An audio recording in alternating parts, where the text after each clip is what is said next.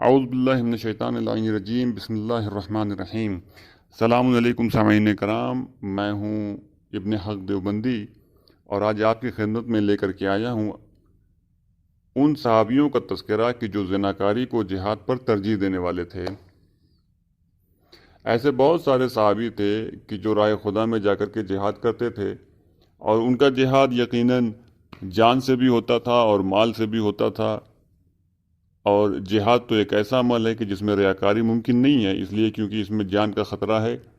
صدقے میں ریاکاری ممکن ہے، نماز میں ریاکاری ممکن ہے، روزے میں، حج میں ریاکاری ممکن ہے، لیکن کیونکہ جہاد ایک ایسا عمل ہے کہ جس میں جان کا خطرہ ہے، اس لیے اس میں ریاکاری ممکن نہیں ہے۔ تو بعض صحابہ تو تھے وہ کہ جو راہ خدا میں جہاد کرنے والے تھے، لیکن ان میں سے بعض ایسے بھی تھے کہ جو زناکاری کو جہاد پر ترجیح دیتے تھے۔ وہ اس طریقے سے کہ نبی کریم صلی اللہ علیہ وسلم کے ساتھ جو اچھے، جو مخلصین صحابہ تھے، وہ جب جہاد پر جاتے تھے تو نبی کریم ان سے بھی سوال کرتے تھے، لیکن یہ جہاد پر نہ جانے کے بہانے تراشتے تھے۔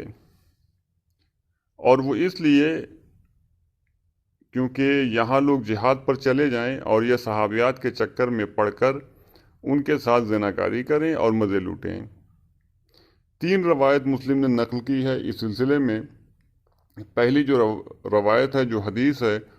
وہ 4424 نمبر کی ہے،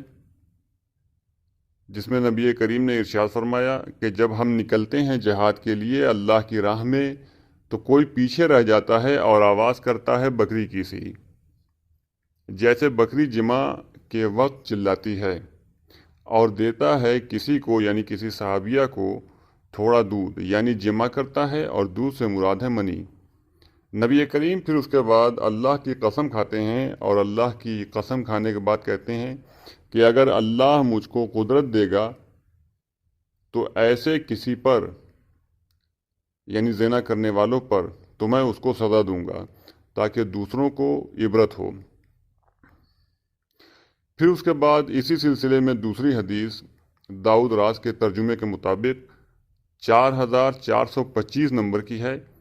جس میں آپ صلی اللہ علیہ وآلہ وسلم نے ارشاد فرمایا کہ جب ہم نکلتے ہیں اللہ کی راہ میں جہاد کے لیے تو کوئی نہ کوئی تم میں سے پیچھے رہ جاتا ہے اور بکری کی سی آواز کرتا ہے، یعنی حالت جمع میں، کسی عورت کو تھوڑا دودھ دیتا ہے۔ بے شک اللہ تعالیٰ جب میرے قابو میں ایسے شخص کو دے گا تو میں اس کو ایسی سزا دوں گا جو نصیحت ہو دوسروں کے لیے۔ اور پھر اس سلسلے میں تیسری حدیث 429 داؤد راز کے ترجمے کے مطابق